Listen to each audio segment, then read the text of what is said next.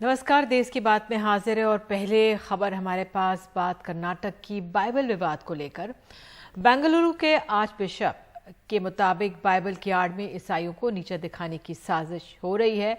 बेंगलुरु के एक स्कूल में बाइबल को लेकर एक दक्षिणपंथी संगठन ने बवाल खड़ा किया और इसे धर्मांतरण से जोड़ा है। शिक्षा विभाग ने स्कूल को नोटिस भेजकर 7 दिनों के अंदर जवाब मांगा है। निहाल किदवई की रिपोर्ट। क्लैरेंस स्कूल में बाइबल पढ़ाए जाने के विवाद ने एक नया मोड़ ले लिया है। कर्नाटक में किसी न किसी बहाने ईसाई धर्म, गिरजाघर और अब बाइबल पर हो रहे हमले को बेंगलुरु के सबसे बड़े ईसाई धर्म गुरु आर्च बिशप पीटर मचाडो एक बड़ी साजिश मानते हैं। हमारा ट्रैक रिकॉर्ड बहुत ही साफ है। हमारे स्कूल में पढ़ने वाला कोई भी छात्र जो दूसरे धर्म का हो, उसने हमारे स्कूल में पढ़ने की वजह से धर्म परिवर्तन नहीं किया। मुझे बहुत तकलीफ हुई है ऐसी बातों से, क्योंकि मुझे लगता है कि ऐसी मुहिम के पीछे कोई छुपा हुआ एजेंडा है जो हम ईसाइयों को नीचा दिखाना चाहता है। हम नहीं जानते कि सरकार खुद ये करवा रही है या फिर छोटे छोटे ग्रुप इस काम को कर रहे हैं। Promoting it, or is it the small groups, splinter groups that you are doing it? Bible की अनिवार्यता पर क्लैरेंस स्कूल का दावा है कि उन्होंने किसी को जबरन नहीं पढ़ाया और 1 साल पहले बाइबल का हवाला भी एडमिशन फॉर्म से निकाल दिया गया। बाइबल अनिवार्य नहीं है। छात्र ऐसी किसी भी क्लास से जब चाहे जा सकते हैं। हम उन्हें कुछ नहीं कहते। अगर ये अनिवार्य होता तब आप कह सकते थे कि हम जबरदस्ती किसी पर लाद रहे हैं। मैं खुली चुनौती देता हूं कि बताएं क्या हमारे स्कूल में मैंने ऐसे किसी भी छात्र को फेल किया हो या अगली क्लास में प्रमोट नहीं किया जिसमें बाइबल से जुड़ी नैतिक शास्त्र की परीक्षा नहीं दी या नंबर नहीं लाए। अब क्लैरेंस स्कूल को 1 हफ्ते के अंदर शिक्षा विभाग को सफाई देनी है, लेकिन सवाल ये उठ रहा है कि राज्य की बीजेपी सरकार स्कूलों में जब भागवत गीता की पढ़ाई लागू करने की सोच रही है तो ऐसे में बाइबल पर आपत्ति क्यों? Don't mix again. I am repeatedly saying. Bhagavad Gita को दूसरी धार्मिक किताबों के साथ मत जोड़िए। भगवत गीता धार्मिक किताब नहीं है। भगवत गीता प्रार्थना के तौर तरीके या धार्मिक रीति रिवाजों को नहीं बताती। भगवत गीता को कुरान के साथ नहीं जोड़ना चाहिए। हम किसी भी धर्म को शिक्षा पद्धति का हिस्सा नहीं बनाना चाहते हैं। Do any religious practice in moral science. Hindu जन जागृति समिति जिसने बाइबल पढ़ाने पर ऐतराज किया है, उसे भागवत गीता स्कूलों में पढ़ाने पर कोई ऐतराज नहीं। एक गवर्नमेंट जो है, जो लेजिस्लेटिव काउंसिल है या लेजिस्लेटिव असेंबली जो है, वो जनता के द्वारा चुनी गई सरकार है और वो सरकार जो भी नियम बनाती है वो वहां पर असेंबली में रखेगी, उसके ऊपर डिबेट होगा, उसके ऊपर वोटिंग होगा और यदि किसी को ऑब्जेक्शन है तो डेफिनेटली वो कोर्ट में जा सकते हैं। तो ये दोनों बातें पूरी तरीके से अलग है। चर्चों पर हमले के बाद हिजाब के बाद हलाल मीट और अब बाइबल दक्षिणपंथी हिंदू संगठनों के निशाने पर है। इन सब के बीच राज्य की बीजेपी सरकार भागवत गीता को स्कूल पाठ्यक्रम का हिस्सा बनाने की तैयारी कर रही है। सवाल सरकार के इसी दोहरे मापदंड पर उठाए जा रहे हैं। बेंगलुरु से कैमरामैन कुमार के साथ निहाल किदवई, एनडीटीवी इंडिया। और अब आपको सीधे लिए चलते हैं जम्मू कश्मीर। विवादित हिजाब मामला अब जम्मू कश्मीर पहुंच गया है। आपको याद होगा कि कर्नाटक में हिजाब विवाद इतना बड़ा था कि हो गया था कि कोर्ट में पहुंचा। हालांकि अब बारामूला में सेना शासित स्कूल में एक सर्कुलर जारी किया गया है कि स्कूल के दौरान स्टाफ हिजाब न पहने। महबूबा मुफ्ती ने ट्वीट किया कि यूनियन टेरिटरी दूसरे राज्यों की तरह नहीं है जहां बीजेपी अल्पसंख्यकों के घरों पर बुलडोजर चला देगी। और उमर अब्दुल्ला ने कहा, हिजाब हमारा अधिकार है। जो भी जिस भी मजहब से ताल्लुक रखे उनको खुली छूट होनी चाहिए। वो किस तरह के कपड़े पहनना चाहें, वो किस तरह अपने अल्लाह को, अपने भगवान को, अपने वाहिगुरु को याद करना चाहे करें। वो किस तरह के मतलब व्रत रखें, रोजे रखें, मस्जिद में जाएं, गुरुद्वारा में जाएं, मंदिर में जाएं। इस चीज की खुली इजाजत होनी चाहिए। सियासत के लिए एक गलत माहौल बनाया जा रहा है और ये सिर्फ हिजाब की बात नहीं है। हमें कहा जा रहा है कि मस्जिदों में लाउड स्पीकर नहीं इस्तेमाल होने चाहिए। क्यों है? अगर बाकी जगहों पे लाउड स्पीकर होते हैं तो मस्जिदों में क्यों नहीं? दिन में 5 बार अजान होती है, इसमें गुनाह क्या है? तो बिजली कटौती पर क्या बोल रहा है उमर अब्दुल्ला ने, आइए आपको वो सुनाते हैं।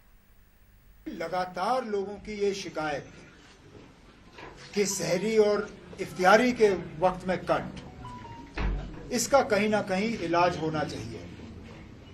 अब कहां से वो और बिजली लाएंगे, किस तरह लाएंगे, वो हमारा काम नहीं है उनको बताना। या तो नाकाबिलियत की वजह से, या तो फिर जानबूझ के, ये दो ही चीजें हो सकती हैं, तीसरा तो कोई वजह हो नहीं सकता। लेकिन कम से कम हमारे जज्बातों का एहसास रखते हुए ये कोशिश की जानी चाहिए, अगर चंद ही घंटों के लिए बिजली उनके पास है तो कम से कम सहरी और इफ्तियारी के वक्त में वो लोगों को बिजली फराहम करें। और आइए इन बयानों पर अधिक जानकारी के लिए हम अपने सहयोगी नज़ीर मसूदी के पास चलते हैं। नज़ीर, बहुत अहम है ये राज्य प्रधानमंत्री मोदी और अमित शाह के लिए। हाल में देखा हमने, उन्होंने दौरे किए हैं, पंचायती राज को मजबूत बनाना या फिर अन्य देशों से मेमोरेंडम ऑफ अंडरस्टैंडिंग हो। प्रधानमंत्री कहते हैं कि जो यहाँ के युवा हैं जम्मू कश्मीर में, उनको वो मुश्किलें नहीं झेलनी होंगी जो उनके पहले के लोगों ने झेली हैं। लेकिन दूसरी तरफ ये स्थिति है, नेतागण ये बोलने को यहाँ पर मजबूर हैं। क्या स्थिति है वहां पर, क्या आंकलन आपका? जी, दरअसल जो भी कुछ मुल्क में हो रहा है उसका जाहिर से असर कहीं जम्मू कश्मीर में भी पड़ता है। और जहां अब हम देख रहे हैं सियासत बिल्कुल धीमी पड़ी है, कोई पॉलिटिकल गवर्नमेंट में नहीं है और कहीं आशंकाएं लोगों को है। उमर अब्दुल्ला ने कैसे बहुत ही तेज तरार बयान कर दिए, जिनमें हिजाब की बात हुई, हलाल की बात हुई, या दूसरी चीजों की बात हुई, बुलडोजर चलाने की बात हुई। तो उस पर उसने बड़े सख्त बयान दिए और उनका कहना था शायद नफरत है मुसलमानों के खिलाफ, इसीलिए सब कुछ हो रहा है। वरना अगर अजान के दूसरे जो इबादत गाहों में अगर लाउड स्पीकर हो वहां हटाने की बात क्यों नहीं हो रही, सिर्फ मस्जिद में हो रही है। ड्रेस पे किसी को प्रॉब्लम नहीं है तो मुसलमानों के हिजाब पे ही क्यों प्रॉब्लम है। इसी तरह उन्होंने कहा कि जो कोई कैसे खाना चाहता है तो खा ले, उनकी मर्जी है। तो हलाल पे हम किसी को जबरदस्ती नहीं करते कि आपको क्या खाना चाहिए। लेकिन किसी को ये भी नहीं होना चाहिए कि मुसलमान कैसे खाएं, हलाल खाएं या जिसे उनको अपने तरीके से खाने दिया जाना चाहिए। तो उन पे उसने कहा कि, और ये भी कहा कि अगर उनको ये पता होता कि इस तरह का मुल्क बन जाएगा, शायद जम्मू कश्मीर जो रियासत थी ये शायद मुल्क के साथ इलाक न करती और शायद कुछ जो उनका उस वक्त का जो फैसला मुख्तलिफ होता। लेकिन जब इलाक हुआ 1947 में तो वो एक सेक्युलर मुल्क के साथ हुआ जहां हर धर्म की इज्जत हो और धर्म के मानने वालों को इक्वल राइट्स हो। ये उमर अब्दुल्ला ने बताया। उसके बाद यहाँ हमने बारामुल्ला स्कूल में हिजाब की कंट्रोवर्सी हुई, क्योंकि यहाँ बहुत लोगों को फर्क नजर नहीं आ रहा है निकाब और हिजाब में। हिजाब बिल्कुल सर उड़ता, चेहरा बिल्कुल वाज़ह होता है, सर ही पे ही कुछ चादर होती है और उसके अलावा कुछ नहीं। निकाब जो होता है सिर्फ आंखें खुली होती है। उसके बाद जो आपने बिजली के मामले पढ़ी, बिजली का मामला जो है काफी गंभीर बन रहा है। जम्मू कश्मीर में चाहे जम्मू हो, श्रीनगर हो, बिजली की समस्या काफी और खासकर देहातों में कई दिनों से बिजली नहीं है। कुछ लोगों ने कई दिनों से 1 मिनट की या 10 मिनट की भी बिजली नहीं देखी है। उसमें न सिर्फ बिजली नहीं है बल्कि पानी की किल्लतें हैं, जो बिजनेसेस पे काफी बुरा असर पड़ रहा है। तो उससे सवाल किया जाता है इतनी बड़ी अचानक क्यों इतनी चैलेंज हो गई। कोल की प्रॉब्लम है जम्मू कश्मीर में, जहां यहाँ इसको पोटेंशियल है 20,000 मेगावाट बिजली पैदा करने की और कहीं सरकार दावा कर रही थी यहाँ बिजली की 24 घंटे बिजली रहेगी और 24 घंटे छोड़ दो 4 घंटे भी अक्सर इलाकों में बिजली नहीं होती है। जी बिल्कुल नज़ीर, आपने तफसील से जानकारी बताई, इसके लिए आपका बहुत बहुत शुक्रिया। और आइए हम आगे बढ़ते हैं, अब गंगा जमनी तहजीब के शहर बनारस की बात करते हैं। बनारस हिंदू विश्वविद्यालय में एक इफ्तार पार्टी को लेकर छात्रों ने अपना विरोध दर्ज कराया है। ये इफ्तार जो वाइस चांसलर हैं उन्होंने महिला महाविद्यालय में दिया था, लिहाजा जैसे ही छात्रों को पता चला तो देर रात वो उनके आवास के सामने छात्रों ने विरोध प्रदर्शन किया। हालांकि वाइस चांसलर ने इसके बारे में पहले से ही प्रेस रिलीज जारी किया था।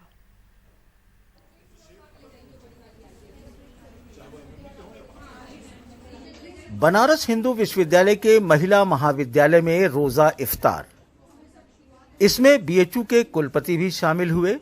उसके बाद उन्होंने एक प्रेस रिलीज जारी करके इसके महत्व के बारे में भी बताया। वैसे तो यह एक सामान्य सी बात थी, लेकिन देर रात ये बवाल का सबब बन गया।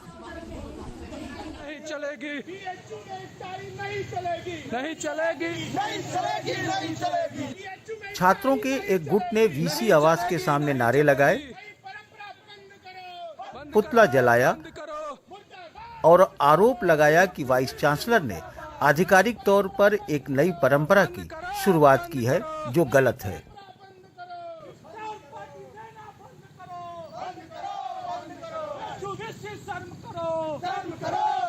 ये इतिहास में, विश्वविद्यालय के इतिहास में पहली बार हुआ है कि आधिकारिक रूप से इफ्तार पार्टी दी गई है। देश के राष्ट्रपति भवन इस परंपरा को बंद कर चुका है, देश का प्रधानमंत्री कार्यालय इस परंपरा को बंद कर चुका है, देश के तमाम राज्यपालों का जो है कार्यालय है उस परंपरा को बंद कर चुका है। विश्वविद्यालय में ये नई परंपरा डाली गई कि इफ्तार पार्टी, पीआरओ जो है उसका इन्विटेशन भेजेंगे, प्राचार्य उसका के नाम से निमंत्रण जाएगा, विश्वविद्यालय उसका पूरा खर्च वहन करेगा। ये पहली बार हुआ है कि आधिकारिक रूप से दिया गया और छात्र इसका विरोध करते हैं। कल भी हमने पुतला फूंका था और आगे भी इसका विरोध करेगा। इसके बाद बीएचयू में राजनीति तेज हो गई।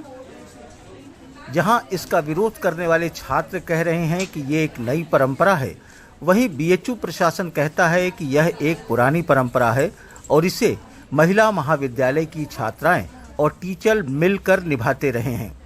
इसमें पहले भी वाइस चांसलर शामिल होते रहे हैं। हर विश्वविद्यालय में अपने अपने छात्रावास होते हैं। छात्रावास में अलग अलग समुदाय के बच्चे रहते हैं और उनको अपने धर्म के हिसाब से अपने जो भी धार्मिक उनके संस्कार होते हैं उनको मानने की पूरी आज़ादी है। हमारा देश लोकतांत्रिक है। इसी तरह से हमारे यहाँ 90 हॉस्टल्स करीब हैं विश्वविद्यालय में और इन हॉस्टलों में, अलग अलग हॉस्टलों में इस तरह से इफ्तार पार्टी बच्चे अपने शिक्षकों के साथ मिलकर करते हैं और उनकी खुशी में अगर कुछ ऑफिसर शामिल हो जाते हैं तो मुझे लगता है हम अपनी गंगा जमुना तहजीब को आगे बढ़ाने की कोशिश करते हैं। विरोध करने वाले छात्र भले ही कह रहे हों कि वाइस चांसलर ने एक नई परंपरा की शुरुआत की है, लेकिन पुराने अखबारों की ये खबरें बताती हैं कि महिला महाविद्यालय में इस इफ्तार का चलन 1998 से ही चला आ रहा है। कुलपति professor Gautam, professor Rao, professor Punjab Singh, professor DP Singh, professor Laljit Singh के वीसी रहते हुए भी ये इफ्तार हुआ। कुलपति जीसी त्रिपाठी के समय ये नहीं हुआ और पिछले कुलपति भटनागर का समय लगभग कोरोना में ही बीत गया, इसलिए वो इफ्तार में शामिल नहीं हो सके। देश में बेवजह की बातों को तूल देकर एक नए तरह की हवा बहाने की कोशिश हो रही है। बीएचयू के इफ्तार पार्टी का बवाल भी इसी की एक कड़ी नजर आती है। ऐसे में जरूरत है इस तरह के हवा को रुख को पहचान कर इससे होशियार होने की। वाराणसी से पुरुषोत्तम के साथ अजय सिंह, एनडीटीवी इंडिया। तो जो सामाजिक समरसता है या एकता है या सद्भाव की जो एक बुनियाद है हमारे देश में, वो जब खंडित होती है, उस पर असर पड़ता है तो वाकई चिंता जताई जाती है। और हाल में हमने देखा कि कई नौकरशाहों ने एक चिट्ठी भी लिखी है प्रधानमंत्री को। और इस समय हमारे साथ बेहद खास मेहमान है गोपाल कृष्ण गांधी, राज्यपाल रहे पश्चिम बंगाल के, हमारे साथ हैं। सर बहुत बहुत धन्यवाद जुड़ने के लिए, आने के लिए। लगातार तमाम ऐसी खबरें आ रही हैं। आपने बुलडोज़र की राजनीति, लाउड स्पीकर की राजनीति सुनी होगी, हिलाल, हिजाब, और अभी आपने बनारस हिंदू विश्वविद्यालय की ये इफ्तार को लेकर ही हंगामा, ये खबर देखी आपने, हमारे सहयोगी ने भेजी। क्या आप समझाएंगे देशवासियों को, क्या कहना चाहेंगे, किस ओर हम जा रहे हैं और क्या किया जा सकता है इस समय? हम किस ओर जा रहे हैं ये एक सवाल है, पर हम किस ओर खींचे जा रहे हैं ये उससे जुड़ा हुआ सवाल है। मेरे विचार में हम वही हैं जो हमेशा रहे हैं, यानी कि हमारा एक मानसिक भाग शक करता है, नफरत नहीं पर शक करता है, हिंसा नहीं लेकिन मन में कुछ भय रखता है, और दूसरा भाग जो विश्वास रखता है, जो चाहता है कि शांति बनी रहे, अमन बना रहे। और इन दोनों के बीच में पारस्परिक विरोधाभास रहा है, बहुत समय से रहा है, अब भी है। 46 में जो हम सब जानते हैं। बाद में बयान ने जब बाबरी की घटना घटी, तब जब हुआ वो भी हम जानते हैं। बम्बई में जब टेररिस्ट अटैक हुआ उसके बाद जो राइट्स हम सब जानते हैं। पर ये जो विरोधाभास है उसको संभालने के लिए हमारे दिमाग में, हमारे दिल में, हमारे चित्त में, हमारे चेतना में एक प्रकार का सामंजस्य और संतुलन बनाए रखने की तरकीब भी है, जिसको हम कुछ समय के लिए भूल जाते हैं। आज फिर से ऐसी एक स्थिति उत्पन्न हुई है जो कि 92 में हुई थी बाबरी मस्जिद के बाद और बंबई की भयानक टेररिस्ट अटैक के बाद हुई थी। लेकिन फर्क ये है कि इस बार ऐसी कोई घटना नहीं घटी, ऐसी कोई घटना नहीं घटी, लेकिन हम वही देख रहे हैं जो तब देख रहे थे। लेकिन अब भी जो स्थिति हुई है उस चरम चोटी तक पहुंची नहीं। अब तक हम जो देख रहे हैं वो पीछे खींची जा सकती है, वो नियंत्रण में लाई जा सकती है, वो हाथ से बाहर होने से बच जा सकती है। और इसके लिए क्या करना चाहिए? मैं सिर्फ 2 चीजें कहूंगा। अगर अधिकारी वर्ग, मैं प्रधानमंत्री, मुख्यमंत्री, इस ऊंचे दर्जे की अधिकारियों की बात नहीं कर रहा हूं, मैं डिस्ट्रिक्ट एडमिनिस्ट्रेशन की बात कर रहा हूं, जिला अधिकारी की बात कर रहा हूं, जिला पुलिस की बात कर रहा हूं। अगर ये लोग अपना काम धीरे से समझदारी से करें तो बात बिगड़ने से बच सकती है। हाँ, अगर उनको कोई ऑर्डर करे कि बुलडोजर भेजो और वो ऑर्डर नहीं मानना चाहते तो उस अधिकारी की दुविधा बहुत गंभीर दुविधा होगी।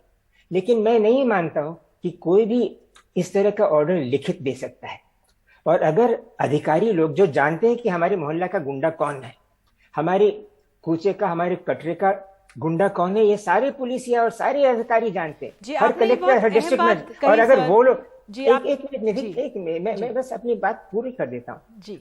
एक ही चीज मुझे कहनी कि अगर अधिकारी वर्ग अपना काम निर्भीकता से और निष्ठा से करें तो बात बिगड़ने से बच सकती है। और अब तक उतनी बिगड़ी नहीं है जितनी बिगड़ सकती है, क्योंकि उत्तेजना देने वाले लोग सक्रिय हैं।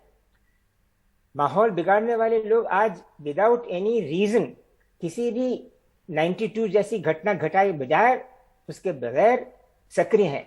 लेकिन आज स्थिति बच सकती है, बचाई जा सकती है। सर, आपने ये सारा कहा है कि जो अधिकारी वर्ग है, प्रशासन है, वो कदम उठाए, तत्परता से काम करे, लेकिन यहाँ पर जो विपक्ष है वो गायब नजर आता है, बहुत कमजोर नजर आता है। क्या वो भी इस प्रवृत्ति को बल दे रहा है? देखिए, अगर हम ये कहें कि प्रधानमंत्री खामोश हैं, मुख्यमंत्री आदेश दे रहे हैं जो उनको नहीं देना चाहिए, विपक्ष कमजोर है, तो ये सब हम अपनी जिम्मेदारी से कहीं और जिम्मेदारी को भटका रहे हैं। अगर ये हम सब कहते, अगर अपनी जिम्मेदारी हम सब करते रहें, अगर नागरिक के तौर में मैं बोल रहा हूं, अब मैं नागरिक के तौर में अगर बोलूं कि मेरे मोहल्ले में अगर ऐसा कुछ हो तो मैं जाकर उस स्थिति में खुद जोखिम लेकर ऐसा कुछ करना चाहूंगा कि वो स्थिति बिगड़े नहीं। सबसे पहले कि महिलाएं और बच्चे किसी जोखिम में न हो। इसके लिए मैं क्या कर सकता हूं as a citizen, as a local person, ये मेरा कर्तव्य। और अधिकारी लोग अगर कर्तव्य अपना पालन करें तो बात नहीं बिगड़ेगी। इसीलिए मुझे बहुत खुशी है कि ये सुप्रीम कोर्ट ने कल कहा कि धर्म संसद नहीं चलनी चाहिए। बिल्कुल, मैं चीफ सेक्रेटरी और होम सेक्रेटरी को जिम्मेदार चाहता हूं। ये बहुत उन्होंने ठीक कहा, मुझे उस ऑर्डर से बहुत खुशी। उन्होंने कोई बड़ी धार्मिक सिद्धांत की बात नहीं करी, उन्होंने बिल्कुल ठोस एक निर्देश दिया कि I hold chief secretary and home secretary responsible, और उसका फौरन असर पड़ा। देखिए 144 लागू हुआ और वहां वो धर्म संसद। इसी तरह अगर होता रहे तो मैं सोचता हूं कि आज जो ये पारा चढ़ा है, आज जो ये हेट वेव या हीट वेव चढ़ा, वो बच सकता है, वो कम हो सकता है। लेकिन इस बात का कोई संदेह नहीं कि आज के माहौल में, आज हमारे देश में, हमारे आत्मा में लोहा है, हमारी जुबान में तेजाब है, हमारी दिमाग में आग है। इसके बारे में संदेह नहीं। तो इसको भड़कने से रोका जा सकता है। और इसमें अगर हम नागरिक अपना कर्तव्य पालन करें, अधिकारी वर्ग कर्तव्य पालन करें तो ठीक होगा। अगर हम सिर्फ सिर्फ हम विपक्ष पर कमजोरी का आरोप लगाएं और जो सरकार में है उनको हम कहें कि वो जो अपना करना चाहिए काम नहीं कर रहे हैं या पूरा नहीं कर रहे हैं या गलत आदेश दे रहे हैं, वो जिम्मा अपने हाथ से कहीं और ले जाने का है। बिल्कुल, आपने बहुत अहम बातें कही और वाकई में जो डर और शक की आपने बात कही है उसको हमें अब नीचे करना है और जो विश्वास है उसको आगे बढ़ाना है। बहुत बहुत धन्यवाद बात करने के लिए, अपने जो विचार हम तक रखने के लिए। बहरहाल देश की बात में आगे बढ़ते हैं और एक छोटा सा ब्रेक ले रहे हैं, उसके बाद हम आपको उत्तर प्रदेश ले चलेंगे। वहाँ पर क्या आज कितने लाउड स्पीकर्स हटाए गए हैं, कितना ज़रूरी था और किस तरह से काम हुआ है, उस पर आपको जानकारी देंगे। बने रहिए हमारे साथ।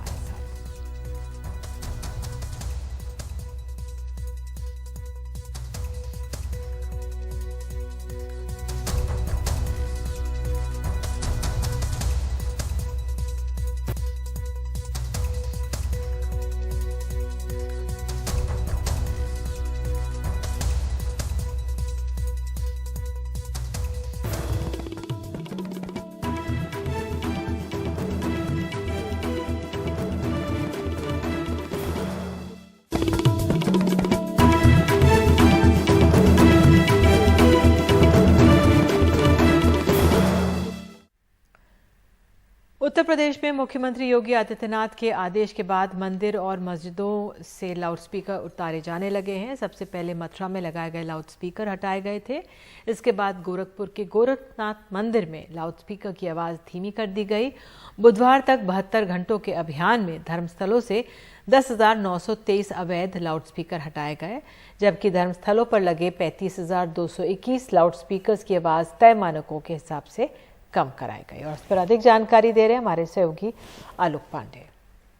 उत्तर प्रदेश सरकार ने पिछले हफ्ते में पूरे उत्तर प्रदेश से, पूरे राज्य से करीबन 21,000 लाउडस्पीकर जो रिलीजियस प्लेसेस में लगे थे उनको हटाए हैं और करीबन 40,000 लाउडस्पीकर्स का ध्वनि नियंत्रण किया है, मतलब उनके वॉल्यूम को कम करवाया है। ये क्यों हो रहा है? ये इसलिए हो रहा है क्योंकि योगी आदित्यनाथ जो यूपी के मुख्यमंत्री हैं, उनका एक डायरेक्शन आया है कि जो कोर्ट के ऑर्डर्स हैं लाउड स्पीकर को लेके उन पे अमल किया जाए। और पुलिस का कहना है इसीलिए वो हर जगह जाके और ये चीज़ करवा रहे हैं कि जो इलीगल तरीके से लाउड स्पीकर लगे हुए हैं उनको हटाया जाए और जो लीगली लगे हुए हैं उनका ध्वनि नियंत्रण किया जाए। ये ब्रेकअप हमारे पास फिलहाल स्टेट वाइड नहीं है कि भाई कितने मस्जिदों में से हटे लाउड स्पीकर या कितने मंदिरों में से हटे, लेकिन कुछ ज़िलों से हैं। जैसे एग्जाम्पल के तौर पे आप लखीमपुर लें अगर, तो लखीमपुर में 457 ऐसे मंदिर हैं जिनमें लाउड स्पीकर लगे हैं, जिसमें से 155 मंदिरों में से लाउड स्पीकर उतारे गए हैं। और ज़िले में कुल 778 मस्जिद हैं जिसमें सब में लाउड स्पीकर हैं, उनमें से 217 मस्जिदों में से लाउड स्पीकर हटाए गए हैं, ऐसा वहाँ प्रशासन का कहना है। और ये अगले हफ्ते ईद और अक्षय तृतीया 2 इम्पॉर्टेंट फेस्टिवल्स हैं और दोनों शायद एक ही दिन को पड़ें, इसलिए भी ये कार्य किया गया है। हम इस वक्त टीले वाली मस्जिद पे हैं और ये लखनऊ की बहुत प्रसिद्ध मस्जिद है और यहाँ बड़ी नमाज पढ़ी जाती है ईद की। ये लाउड स्पीकर्स जो हैं ये यहाँ पे लगाए जा रहे हैं इस वक्त। हालांकि जो लोग इन्हें लगा रहे हैं वो कंफर्टेबल नहीं है कैमरे पे बात करने के लिए, लेकिन ऐसा हमें पता लगा है कि ऐसे हर साल 200 से 250 लाउड स्पीकर लगते हैं। इस बार 70 से 80 लाउड स्पीकर्स की परमिशन है और ये भी कहा गया है इनको कि ध्वनि नियंत्रण हो और 50% जो वॉल्यूम पिछले साल के मुकाबले उतनी ही रहे। सरकार का ये कहना है कि उनकी ये मंशा है कि क्योंकि दिल्ली में अभी जहांगीरपुरी में कम्युनल क्लैशेस हुए या फिर महाराष्ट्र में लाउड स्पीकर्स को लेके टेंशन हुआ, इसलिए वो ये चाहते हैं कि यहाँ उत्तर प्रदेश में ऐसा कुछ ना हो। जो धर्म गुरु हैं फिलहाल वो सरकार की जो भी एक्टिविटी है या एक्शन है उसका समर्थन कर रहे हैं। उनका ये कहना है कि पुलिस और सरकार से कोऑपरेट किया जाए। तो फिलहाल इसी तरह की परिस्थिति है उत्तर प्रदेश में। कैमरा पर्सन राजेश गुप्ता के साथ आलोक पांडे, एनडीटीवी इंडिया।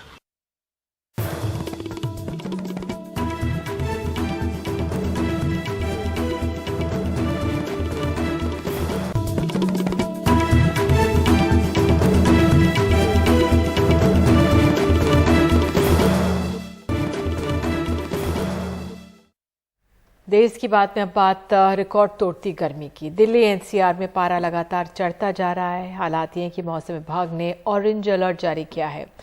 मौसम आपको बता दें, दिल्ली, पंजाब, हरियाणा, चंडीगढ़ के लिए आने वाले कुछ दिनों में काफ़ी मुश्किल भरा हो सकता है। हालांकि इसके बाद कुछ राहत मिलने की उम्मीद है। मौसम विभाग ने उत्तर पश्चिम भारत जैसे दिल्ली, एनसीआर, हरियाणा, पंजाब, चंडीगढ़ के लिए ऑरेंज अलर्ट है और बुधवार को ही तापमान 41 डिग्री के पार पहुंच गया था और गुरुवार को तापमान में 1 डिग्री की बढ़ोतरी हुई। हालांकि मौसम विभाग के मुताबिक 27 अप्रैल से तापमान में तेजी बढ़ोतरी का सिलसिला 2 मई तक जाकर थमेगा, जब बरसात होने के आसार होंगे। और इसी के साथ देश की बात में आज के लिए इतना ही। नमस्कार।